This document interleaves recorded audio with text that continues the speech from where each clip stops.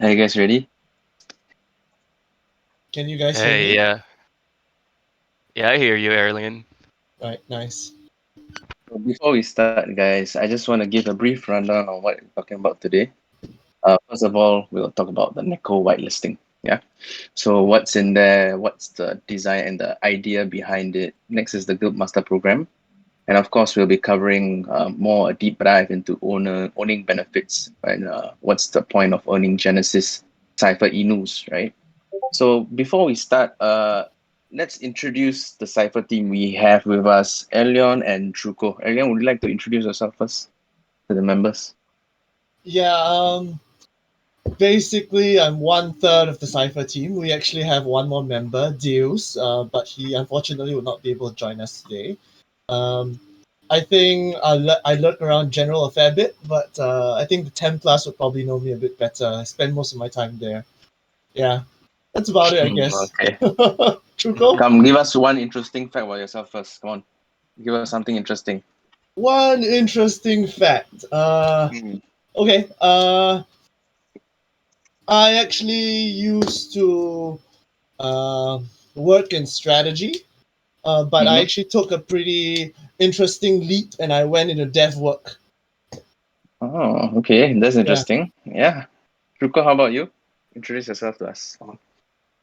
Yeah, so also one third of the Cipher team.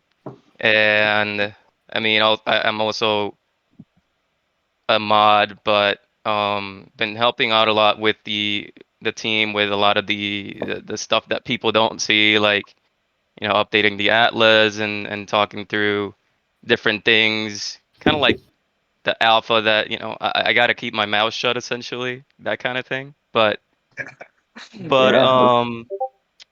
but yeah, it's been a good experience working with the Cipher, the actual Cipher team with an S. Um, and the interesting fact about me, I would say probably that I know some sign language. So I've worked with deaf and hard of hearing people. So that's Mm. something that I've come to learn. Okay, great guys. So before we get into it, another thing, you guys, of course, are not part of the main core Cipher team at the start, yeah. So what brought you guys to Cipher, and what attracted you guys to get into the Inu NFT and of course the game itself, and why is it so? Earlier, Leon, want to start first? you wanna Yeah. answer that first? All right. Actually, I met Truco and Deus in another Discord channel like a few months back. We kind of hit it off, and then we were basically looking through lots of projects.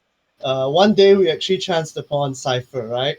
And actually, I mean, this is kind of like the story for quite a number of people who have been sharing with us as well. How we actually got into Cipher, we actually looked through the Git book and realized that actually, Cipher has such a grand plan set out. And it just inspires, that there's so much that they intend to do.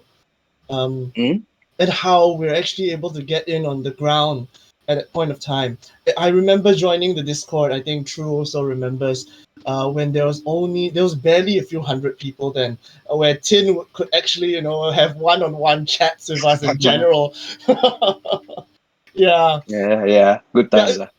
yeah. It was really the vision that Tin had. Mm. What he set out to build, what he wanted to achieve through Cipher, that really drew me in. Great. How about you, True? Yeah. So like Ed said, or like Earlian said, oh my God, Oh God, I I just got doxxed. I I basically, we met Deuce in another project's Discord, and that's kind of like how we became friends. And then Mhm. afterwards, I remember it was Earlian who shared the Discord and information about Cipher. And at first, I gotta be honest, I was like, I was just not into it. Like, I was just thinking, oh my gosh, like this is just because at the point in time, like, there's so many projects that are shilled to you, and you get kind of Mhm. tired of them. And so I just thought it was just another one of those. But I looked through all the information in the website. I talked in the chat, even with 10, like, cause like AÄRLION said, there weren't that many people in the Discord at the time. So I even remember Yeah. asking stuff directly to 10, and he was super humble, super willing to answer all questions, and the whole vision of the team, um, and everything that was planned. I was just like, oh my gosh, like this is legit. This is for real. Like I need to uh, work. Like I need to be a part of this community and help however I can. And so that's kind of like how it all started. Hey, thanks, True. So both, as in both of you guys, it revolves back to Tin, yeah, and him back in the days. I remember as well asking him questions directly, and he was answering us as well. Yeah. What was the first NFT you guys bought actually, and why? The Ooh. first NFT I bought. Yeah. Okay. Uh, there was or there still is a project called Bondly. There Mm-hmm. is they have a spin-off project called Poker Pets, right? So that was my first foray into NFTs. It's basically they're kind of like building a card game. Okay. Yeah, but the interesting thing is all these cards also had um, apart from being part of the game, they also came Mm-hmm. with interesting utilities. So, for I see. example, Okay. yeah, it was basically for the Polkadot ecosystem. So, for example, the Moonbeam Polkabet, for example, gave us a whitelist or rather a pre-sale allocation to buy into Moonbeam or Glimmer token. So things like that. That was Mm. actually my first NFT I purchased at the start of the year. True. Hello. Are you guys Hello. still there? Yeah, Yeah. yeah, yeah. Okay. How about you, Wait, True? did you? That was a Oh, sudden cut off, but okay. yeah. Wait, wait, wait. How about you, True? um, yeah. So the first NFT, right? I think, it was probably either Axie or Zrun.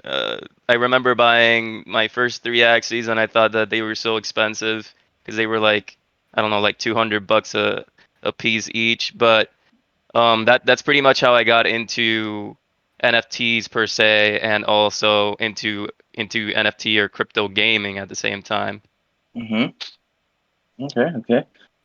So since we are talking about NFTs in general, what do you think about PFP projects versus game and utility projects? Where do both of them stand in this NFT space, in this ever evolving NFT space? What do you guys think? Alien, want to Hmm. start? The question was basically what do I feel about game versus utility NFTs and where do they stand in this space right now? Is that right? Yeah, in an evolving space, of course. Let's say in the 1-2 years down the road, what do you think will happen as well?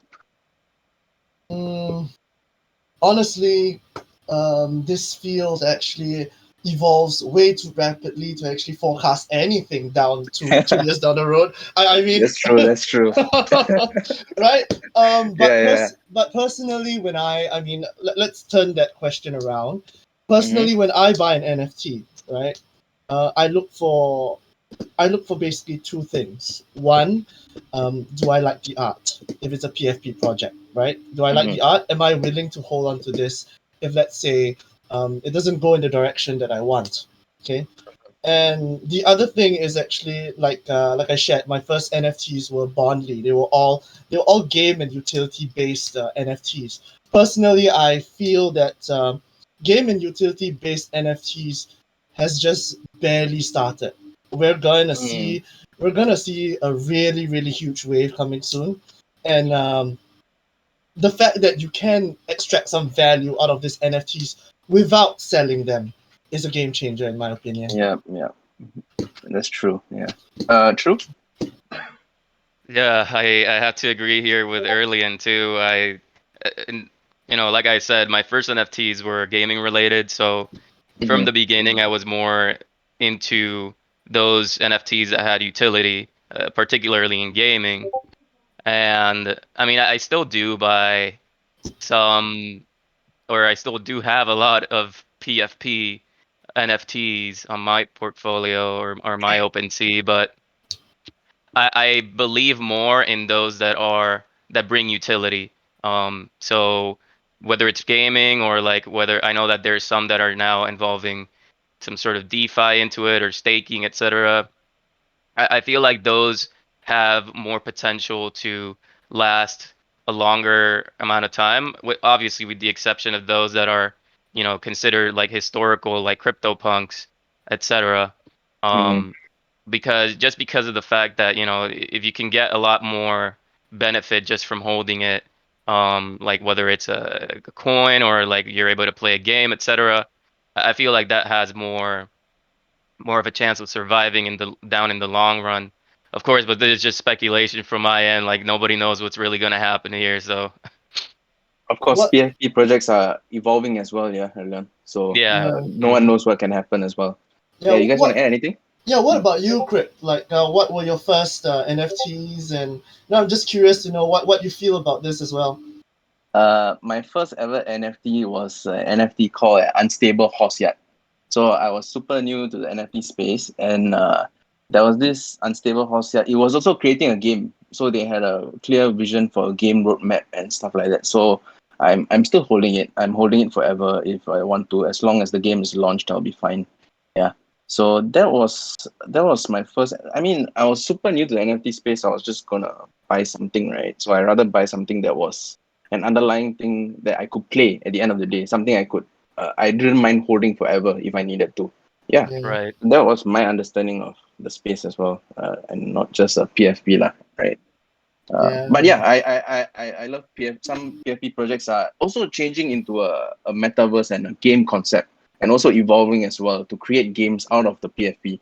So you never know, So yeah, that's for me. Shall we move on to the Neko whitelist, guys? Yeah. Sure. Sure thing. So I mean, we have started this for about 2 weeks, about 1 2 weeks right now, and a lot of members are starting to get their charms as well. Uh, what have we evolved and what have we learned from the past season, and how have we adapted this season? What do you guys think? Can you elaborate a bit more on the Neko whitelist as well? Because you want to Hmm. Yeah. start first? Yeah, I think Yeah. that one of the things that we learned the most from the last whitelist was that it was you could definitely game the system if Mm, you knew how to, and I think that uh, we with this charm system that we're implementing now, we're trying to make sure that we reward those that contribute to the community most, and everybody is being watched by all the mods, so it's a little bit more. We're literally kind of like picking the quality individuals, mhm. rather than before, like somebody that wasn't necessarily a quality individual would have been able to get in there, if they, like, I don't know, like chatted enough, or you know what I mean. Yeah, um understand. that's kind of like my main thought about it. And I believe someone last season has have been spamming the channels, right? So these type of spamming also provide some sort of EXP, which also corrupts the system a bit in a sense. Yeah. Elliot, what do you think? Yeah, pretty much what Trewco mentioned. I mean, I remember having this discussion with everyone here right now Mm-hmm. regarding the Neko whitelist, right, back then. And I think, like True mentioned, the one purpose that we had was basically we wanted to identify members who were really contributing to the community, right? That was first and foremost most important in our minds when we were talking about the whitelisting, and Mm-hmm. of course anti-cheesing by just simply spamming. Back then, I mean, we worked with what we could back then, but since we have time, we decided to actually improve, and I think that it has been serving its purpose with the charm system at least, because people now know that, hey, just spamming single words don't get you anywhere. We want actually quality contributions to our community. That's great. So next up we have 2,000 charm spots available for everyone here. Any reasoning behind the 2000? Can you elaborate a bit more without maybe spoiling too much? Anyone? Ay, how to answer this? Yeah. How to answer without spilling the beans? Really, I feel like you might be better for answering this one. Dude, you're throwing me under the bus right now. um, right. So, I mean, this. If we're talking about this, we probably have to bring in a bit about the Guildmaster program as well, right? So, so, um, let's just say that it's a balance. Why 2000? It's a balance between rewarding our existing community members, as well as giving people, or rather new members, the opportunity to actually buy in as well, right? That's why we actually have the whitelisting. You guys are aware that if you already own a Inu NFT, you guys do get one charm already, right? So that's plus for members currently in the ecosystem, as well as we also have the Guildmaster program, basically incentivizing people, or rather us members who have actually who really believe in the Cipher vision and have purchased more than one Inu. So it's a balancing act with regards to the number of whitelist slots made available, and I think that's probably the most I can say without like At this point, yeah. without getting myself like killed. Yeah.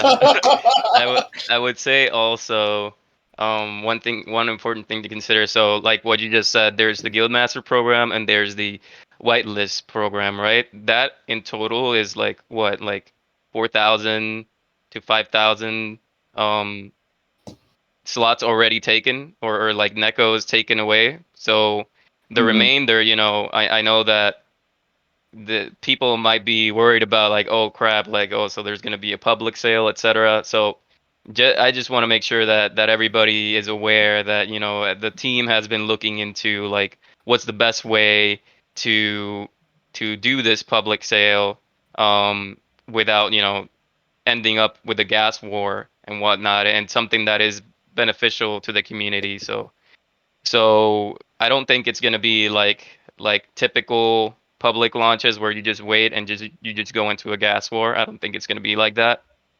Mm-hmm. Obviously, I can't just share too much information either, right? But I Mm-hmm. kind of like just want to make sure that the community is aware that the all of those suggestions that you guys have thrown, they are being taken into consideration, and the back end team is working on that. So the whitelisting also has something to do with the public sale as well, which is why we chose 2000 and of course the Guildmaster program into consideration as well. Yeah. Yeah. Right. Okay. Let's move on to, since we're on the topic of Guildmaster program, let's move on to Guildmaster program. And actually, what's the story behind Guildmaster program, Shu? The story behind it, you mean from a lore perspective, Uh, or? why not we go both from a law perspective, and why did we decide to do it in the first place? Yeah, so I believe the main purpose of it is obviously to reward those that are true, like our early supporters. But since this is more for those that have, like, let's say more than 3 Inus, we wanted to make sure that those that um kind of like put more risk on the line, so they invested more money, right? They're putting more Mm-hmm. risks on the line. That they get awarded appropriately. And also, uh, we're also thinking about the future use cases, which that's where the Guildmaster program story and lore comes into play, where the lore pretty much kind of like talks about two two successful Guildmasters, right? That they have essentially a team of other individuals that work for them, like they manage, they have like a whole business operation going on, right? Like one of them has some managers that essentially recruit other players for Mm-hmm. using these Cipher recruits, and by Cipher recruits I mean Cipher Inus, Nekos, etc. Mm-hmm. And they use them, so it's similar to a scholarship program for those that play Axie, and the other guildmaster having essentially kind of like their own cloning operations where they have multiple of these Cipher recruits, and then they just clone them and make their fair share of profit that way. So the story is essentially tied, it's based on the future of future guild masters, and that's kind of like how we envision the the you know how we envision the future to be like, with these sort of guild masters or individuals that create these communities just like that. So Mm. it's pretty much kind of like the start of that journey via this program. Great, thanks, Drew. So when we go into the details about the Grid Master program, we see three main points. One is to create an income source. Number two is to become one of the first suppliers and create your own cloning operation. And number three, to have a multitude of ciphers to select from and use in battle. AÄRLION, would you care to elaborate slightly a bit more on these 3 points? Right. So basically, we wrote the Guildmaster program details, right? Mm-hmm. In partnership with Tin. So these are basically things that upon execution of the full game, right? These are things that we're going to be able to do. So, for example, income source for yourself. So imagine, like True mentioned, YGG, right? Mm-hmm. Oh, sorry, XC, right? Whereby people are actually able to have scholars, right? So you actually lend out your Cipher recruits. You can actually uh, basically have the same arrangement whereby you take a cut of people. Let's say you don't have time, you take a cut out of people who have the time and who are willing to play the game for you for the NFTs that you own, right? So Yep. that's creating an income source. If we're talking about the first suppliers and creating your own cloning operation, I think if we read in between the lines, whereby you guys who are basically Inu holders, you guys are the beta testers, right? You guys will know how to true gameplay and the fact that you guys have the first mover advantage. You'll be able to understand how to acquire the vessel cores first. So you will Mm. essentially be the first few people who actually know how to clone. And I mean, basically, you guys are the only one who will be able to clone first before there are any clones out there, right? And Yeah. on top of that, you'll probably have a lot more have the time to actually acquire a bit more knowledge on how the game works compared to the general public. Mm. Yeah, and Oh. for the multitude of ciphers, right? We were talking about this. I mean, Tin has shared before. Every cipher, the sub race, Mm-hmm. has different skills, right? Yep. Yep. So essentially, depending on the quest or the mission that you're going to set out on, different ciphers will have different abilities and will be more useful under certain cases. Great, thanks, Arlan. So before we move into the program details of the Guild Master program, let's take a look at the tiers. So number one, we have Fledgling tier, right? Fledgling Builder. Number two, we have Sentinels of Superior tier. And number three, we have the High Table. Uh, does anyone want to elaborate a bit more about these tiers and why maybe it was structured this way? True. Hmm. Oh, Arlan? Hmm. Okay. So go ahead, Erlian. Right. We actually had a discussion. Jeez. We actually had a discussion about all this when we were tuning the rewards, right? So Mm-hmm. again, it's all about balance. It's a balancing act again, right? But we want to. But of course, I think you guys actually know, right? Yeah. The purpose of this system, this program, is basically to reward people who actually hold more than two ciphers or three ciphers at a minimum, and also help them build out their future teams. Hence the Guildmaster program.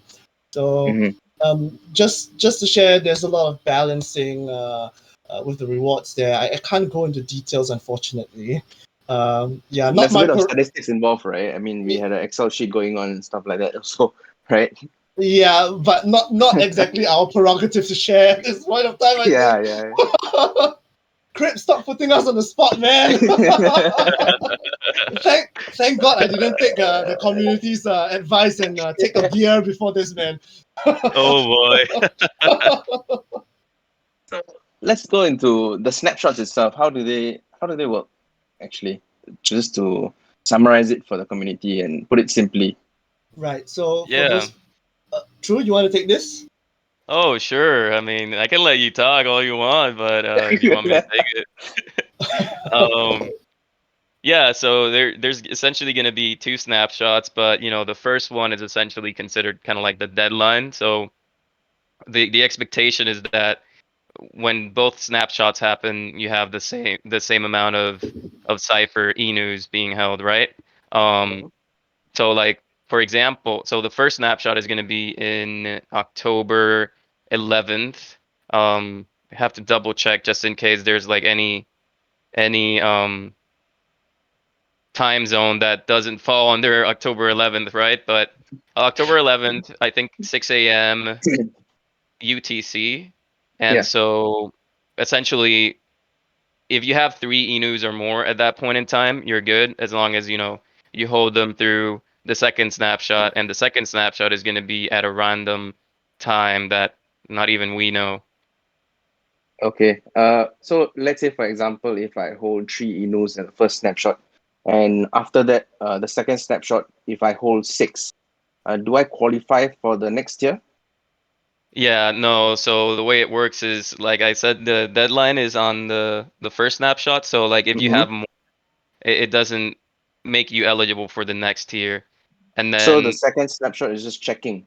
Is that correct? it's It's just. essentially, yeah, kind of like confirming your first snapshot. And Mm, so like but also like to make it fair for everybody, if you have less Enus in your wallet, um, as compared to the first snapshot, then that means that you didn't hold through the whole period, so you wouldn't be eligible for any of the tiers. If you, for example, had 3 and then ended up having 2 on the second snapshot.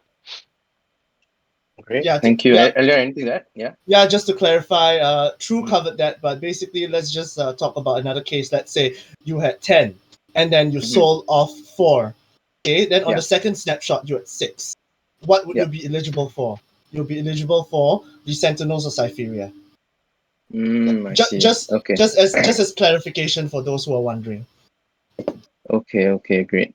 So everything needs to be done before the 11th of October. So whatever wallets I have or how many Inus I have, I want to transfer it before the 11th. Is that correct? Yeah, guys? That's right. Yep. Okay. And Specifically at 6 a.m. UTC. Before that, right? yeah, correct. Right. Okay. Next, shall we move into the benefits of owning a Genesis Cipher? I think there are, of course, many benefits that were highlighted in the Notion page. Yeah. So, does someone want to walk through one particular section of the benefits? For example, spaceships, and what do they mean for the members? Yeah, so for spaceships, that's just one of the benefits that you get for holding a Genesis cipher. Mm-hmm. And essentially the way that we're thinking about this is, and when it's still in development and all that, right? But more information about the drop is will be coming soon. But essentially for each cipher, for each Genesis cipher that you own, and by Genesis cipher we mean the first 10,000 of each of the races.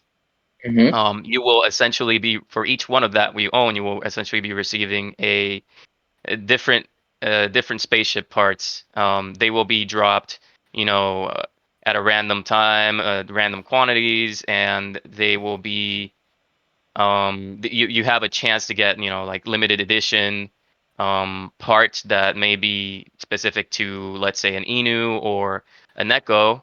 And essentially the main goal of these spaceship parts that you receive on a weekly basis is Mm-hmm. that at the end of the time frame, or whenever you have all the parts necessary, you will be able to build your own spaceship, which should serve as a mount.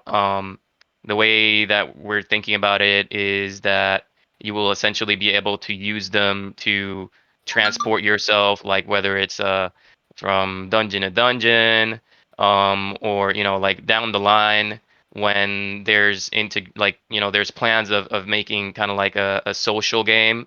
Mhm. You could consider it like a metaverse, right?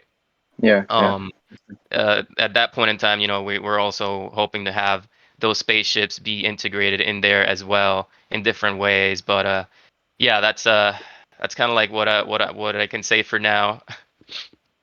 Great, thanks, True. How about Comic Pass? Elion, would you like to elaborate on that? Yeah, so Comics. yeah, Yeah. sure. So regarding the comic pass, right? The interesting thing here would be that um, Tin has actually shared in an earlier AMA that Mm-hmm. the comic min pass would be pretty special in the sense that there will be hidden clues within the comic as well. So okay, let me explain. Every Genesis Cipher NFT will be able to mint a comic min pass. This actually gives you access to the official Cipher comic, which is actually produced by uh, one of the uh, artists which actually have been working in Marvel, right? Was that what I recall correctly? True. Yeah, the person, like the people that are helping to build these comics were involved in some way with, and they have worked with Marvel. Yeah. Right, right. So essentially, the interesting thing is, on top of being an amazing comic, right? There will also be little Easter eggs in there that Mm-hmm. you'll be able to use to actually benefit yourself in the gameplay down the line. So the dev team will be including some of these little Easter eggs, codes, or whatsoever that if you interact in a certain way, you could possibly unlock something special in the game. And So since these are actually, sorry, Elion, these are actually part of the lore, the main canon of the story itself, right? So both will integrate together, the game and the comics. Yeah. correct, Okay. Right. Okay, Roger. right. Is there anything more you wanted to add on? Mm, nope. That's about it. Also note that the only way to view the comic is if you own the min pass. So that means, can Ah. you guys imagine down the line? Let's say we have 1 million players, right? Mm-hmm. The only way they'll be able to acquire it is if you sell them the min pass, I see. Right. Okay. Okay. right? Mm. Great. So of course there are also many other benefits, including, for example, certain cosmetics as well, and many more benefits that may come down the line. Yeah. So let's talk about something else. Let's talk about Cipher for Cipher, right? What was the idea behind this? How did it originate, actually? That's a pretty interesting question. So actually, what happened was, I mean, we already shared that we actually um, joined Cipher, the Discord, when it was just a few people, right? So back Mm-hmm. then, Trewco, myself, and Dios was also in another project called Oni Force. I'm sure many of you guys know what that is, right? We know Mm-hmm. the engagement there was high, but we personally felt that it wasn't very natural. It Okay. felt very forced, right? So we were thinking of a way essentially that we could actually get the community to work with one another, and through that, birth some organic conversations, organic bonds, organic relationships. So that was the one of the purposes of the Cipher for Cipher challenge, basically bringing people together in the face of a single challenge. True, you want I to see. talk about some other things that we thought about? Some of the things that we thought about for the future. No, not so much. Maybe Of for how we came up with this. How do you guys Yeah. come up with the concept? Of course, yeah. True, you want to add Yeah, on? so like Erlian said, we noticed that in the Oni Force community there was a lot of engagement going on, and like uh, I think they did a good job in terms of pushing for that engagement, Mm-hmm. by providing like whitelist spots and whatnot. But I think that we kind of wanted to up the game a little bit further, and since there was a whole story already behind the Cypherian universe and whatnot, we wanted to find a way to merge both worlds, right? Like make something that the community could engage with and have fun while they're at it, and also something that is related to the actual lore and story of the Cipher universe. So I think that's kind of like the main points that we were considering there. Yeah. And actually, just to say a side note, at the beginning we we thought that everybody was gonna hate us. Like we thought, oh my gosh, these quests are these people have to jump through so many hoops just to get these quests done, and they're probably gonna hate us for having them do all this stuff. But it ended up with people actually enjoying them, which was very surprising. Yeah. Actually, So yeah. yeah, Just to add, sorry, Craig. Just to add, no worries. yeah. Back then, to be honest, when we approached Tin, when the three of us actually approached Tin with this idea, we weren't exactly expecting anything, but Tin and Peekaboo were basically really supportive of this idea. Back then, of course, we were just like normal community members. I mean, we still are community members. Um, but it was just amazing how much support that Tin actually she gave us, and Hmm. the level of discretion that he gave us in creating this quest. Of course, as the law master, as he is the law master, right? He just gave us like certain guidelines to work with. And then Mm, then from there basically that's how you got the war quest line. That was a work between us and Peekaboo. And then of course the current Cipher for Cipher challenge. We're actually using the Cipher for Cipher challenge as a way to flesh out the lore. So they are more or less canon actually in the Cypherian universe oh, here. is it? So these Yeah, quests are actually part of the story. Yeah. Okay. Great. yeah. Wow. Okay. Yeah. So actually, what does a member get by? How does a member first participate into this challenge? For those who haven't started yet, how does one kickstart on these quests? And next question is, of course, what does a member gain by completing this series of quests besides the law?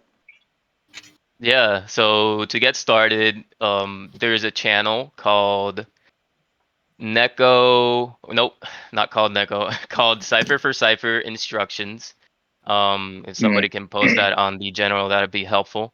That essentially gives you, kind of like a backstory or kind of like the instructions for and an FAQ of different questions that we had in our previous quest line, and mm, essentially from there, like you start by reading the prologue afterwards, which is the backstory and the lore behind, like, before you actually start the quest and all the tasks that you're performing.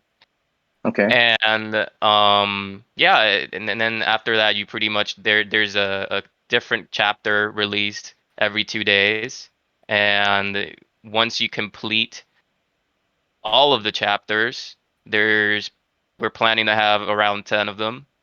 Once you complete all of them, you'll essentially be awarded with a charm, which helps you get into the whitelist. Great. Did I answer all the Alan, questions or did I miss anything? yeah, you answered it. Yeah. Alan, is there anything more Okay. to add? What else do people get? Is there anything else that people get besides, of course, your amazing story? For the Templars, I think they get the excitement of besting us. Basically, they seem to have taken this upon themselves to figure out how to backdoor our quests every time. Didn't they do that for the last quest? Yeah, Like they knew it already before, like two quests before the last one? yeah. I remember telling you true, right? The night before we released the last quest, I was telling you I was lurking in the Templar chat and I was saying that, oh God, they already figured out the answer for the final Oh quest. boy. Oh man. Let's just do a little disclosure here. We're not advertising for the Templars. Like, we love all the factions equally, Wait, like, wait, don't true, think that wait, we're true. telling you to go to that. No, wait. I'm advocating for the Templars. Oh boy, here we go. Okay. Wait. True. Are you a Templar fanboy as well? No, I'm a shade. So You're a all you shade. shades that are there getting a Uh, little sad in the general chat, like, yeah, I'm backing y'all. I'm a scholar, guys. Scholar for life. Yeah. So yeah. So we have all three factions here. We have all What do you three. love Nice, most nice. about the factions, actually, guys? What do you love most about the Templars? AÄRLION? Or the factions in general, of course. What is this? I mean, for True and I and the Cipher team, we lurk in all the channels, right? But primarily for myself, I spend most of my time in the Templars. To be honest, there's this beauty, or rather this really rewarding sense of belonging to a faction that I really can't put into words. Like, I've made really good friends there. I mean, no doubt we're laughing about how they keep backdooring our quests, but Angel, VOC, Drac, Elf, Cool Oracle, they're all really cool people, and I think that I enjoy my time speaking with them basically over there. And I think that's one of the beauties of actually belonging to a faction, belonging to a part of a subgroup. And you guys can laugh about things that actually happened within the faction. Like, I think the Templars right now, who are still here, who came from the earlier war, would remember the cow farm. Oh man, that was amazing. The first Great War cow farm. True, your faction won the last faction war, right? So how do you guys feel about it? Winning an unfair advantage. Well, I mean, I wouldn't say it was unfair advantage. Like, the if the Templars are so smart, why didn't they win, huh, AÄRLION? No, I'm joking. I'm joking. But I mean, I think that it's great, the factions that we have. Firstly, because it allows for people to join within the actual Cipher community, join their own kind of like micro community, and everybody in there is so helpful. I haven't been as active in the Shade Chat as I used to be in the beginning, Mhm. but like I remember that everybody was just so helpful. Like they even have threads for talking about like how to or helping people to complete the quests with kind of like guides and all that. So if anybody here is listening and is not in a faction yet, I would recommend you to do that because there's a lot of help that comes from being in the faction. And also the actual faction war, I really enjoyed the organization that, at least on the Shade side, and this is me kind of like shilling it, right? At least on their side, like they seem to be very organized, and they had like even time slots of like, oh, we're gonna do like these individuals are gonna do it at this time, these other individuals at this other time. Like they were always communicating in chat and voice chat, etc. So it was amazing to see the whole faction war play out. Like it was just like 24 hours of pure massacre going on, like between the three factions. But it was amazing to see, and also to see the end result. Yeah, even the planning for the faction war was funny. I remember hopping into the Templar chat and we were going all mathematical on the plan. Like, we will go by the hypotenuse and we'll attack in this direction. By the way, do you guys know that the Templar plans got leaked last season? Oh, they did. Yeah. I did not know Yeah, we that. were. Ay, ay, So the Templar ay. plans got leaked, and the scholars were deciding whether we wanted to actually share it with Shade as well. Oh, dang. Yeah, I think that was probably because of the ability to switch factions, right? That Actually, we cancelled there that there used already. to be Actually, that. yeah, Yeah, like now yeah, you can't correct. do it, but before you were able to do it, and I think I remember seeing some people kind of like be like a secret agent joining the other the other factions to get info. There were certain imposters around, yeah, but Yeah, Yeah, we they got rid of were. that. yeah, that was the thing. That was the thing. I remember going to the Shade chat, and one of the members actually drew a org chart for how the Templars are organized. Man, it was so hilarious. Like an So, organization chart. so guys, for those of you who haven't joined factions yet, someone in general chat, please link on how to join factions. Of course, we have many rewards coming along with factions as well, of course, and also faction war is coming soon. So please do join factions, yeah, and also uh, head over to Cipher Social. I think Tin has posted 2 special sneak peeks for you guys. So give it a like and a share, and of course tag a few of your friends if you can. Yeah. Uh, let's move on to what's next for the Cipher team, guys. What's next for the Cipher team? Okay, so I mean, when we were going around the channels, right? True and I, Deus as well. We were actually looking at like quests are actually quite divided. We have quite a number of people who are actually saying that, man, this is way too easy. Um, we actually want to share that we're actually planning an Mm-hmm. exclusive quest line. This is some alpha that we're sharing with you guys. Oh, Um, okay. Now, we're actually planning an exclusive quest line just for NFT holders, right? Mm. There will likely be there'll likely be prizes for this, as Mm-hmm. well as it will likely be a different quest experience this time. Probably an interactive quest experience. Interactive. Okay, would Ay, you Mm. ay, like to ay. elaborate more on that? Or is that too much? Um, you guys will know when it comes out, basically, right? This is apart from the quest lines that we usually roll out with each race launch. So this will be something just for the Inu holders and the Neko holders. Like you basically need to own one of those NFTs before you can actually take part in this quest. And the prizes aren't Wow. Okay. and the prizes aren't POAPs, in case those people are asking. Great. True. Anything to add for the Cipher team? Yeah, so just to clarify, you said they are not POAPs, right? They're not POAPs. Okay, just making sure. Kind of sounded like they were. No, but in addition to that, I mean, I think AÄRLION already shared the big stuff, right? But for the people that are currently working on the Neko quest line of the Cipher for Ciphers, I would say the past few days have been pretty easy, and that will come to an end soon. Like the level of difficulty is going to start ramping up essentially.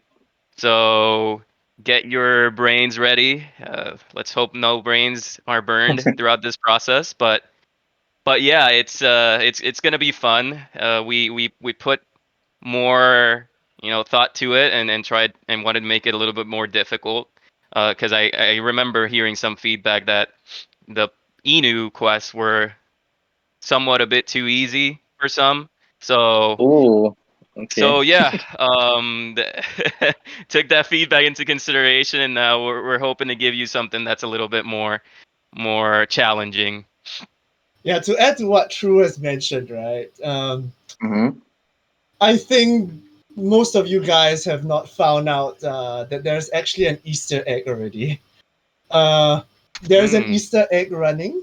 Um, we'll probably drop some additional clues soon, right? True. Yeah, that's right. I think we have to. But just one little hint, like we don't overly describe things for no reason. Oh yeah, yeah. Make sure you read everything because just make sure you do it. Yeah, Thanks, and guys. So, yeah, yeah, one Alan? more thing actually, Crypt, we Yeah. wanted to share. This time round for the quest, we really had. I mean, we actually identified quite a few members of the community who were actually very helpful. So this time, the quest line isn't just done by the Cipher team. We've actually Mm. involved some Right. members of the community as well. And moving forward, I think we'll be working in that direction as well. We have so much talent in our community. You know, it's such a waste to Right. not involve everyone. So guys, look forward. There'll be interesting quests that we have involved some members of the community with already. I think you guys would enjoy this a fair bit. Oof, yes, yes. They it gave me chills. That's all I'm gonna say. It gave me chills. Like my arm hairs were, like all up. I forget how you say that. Goosebumps. I got goosebumps. But uh, yeah, that's all I'm gonna say about that. that's all we can say for now, yeah, guys. Yeah. Unfortunately. Next thing, though, I mean, before we come to a close, of course, I'm very excited for the whole holder benefit exclusive quest line as well, and of course, a different set of rewards for that as well. What is one thing you're looking forward for Cipher? What's one big thing? Ellen, want to start first? The biggest thing I'm looking forward. is Yeah. seeing Tin and the team flesh out his true vision of creating a metaverse that encompasses different projects. So early on in our chats, right, back Mm-hmm. when we had a few hundred, basically he was sharing that the grand goal is that down the line that could take many years down the road, but I believe that the team can execute, and that's really something that I can't wait to actually see for myself. Thank you, AÄRLION. How about True?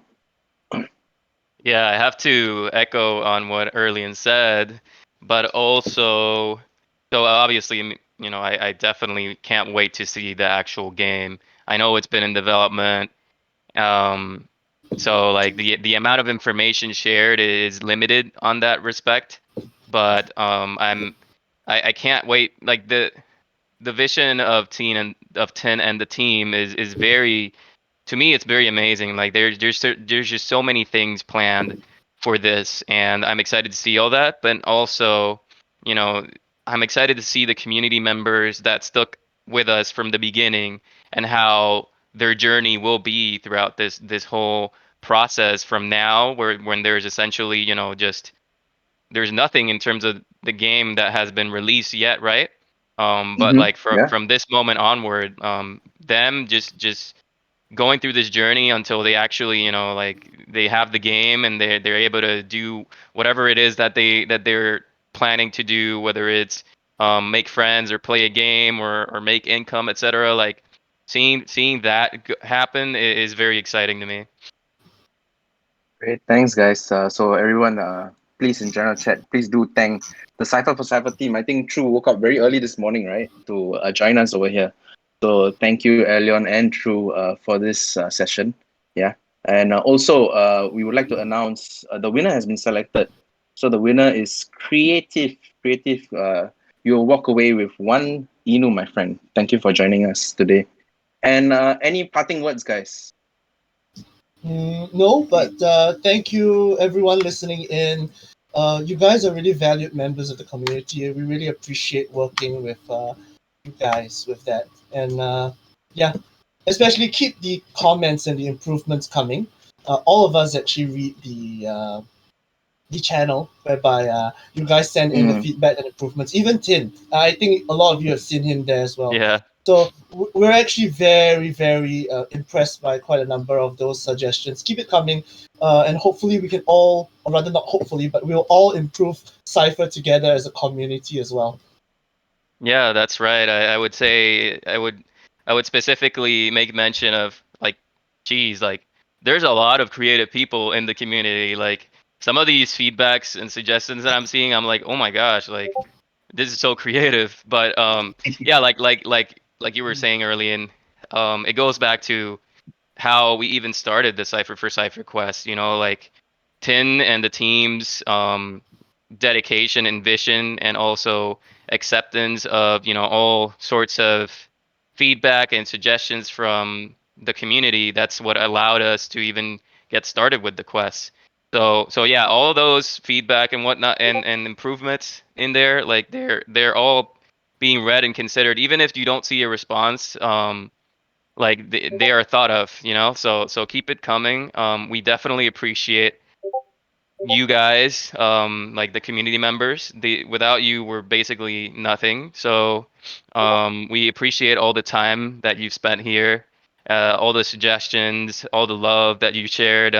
So yeah, I'm happy to have you guys here as part of our community, and yeah, let's keep this going. Okay, guys. So yeah, that's all. Thank you very much, everyone, for attending.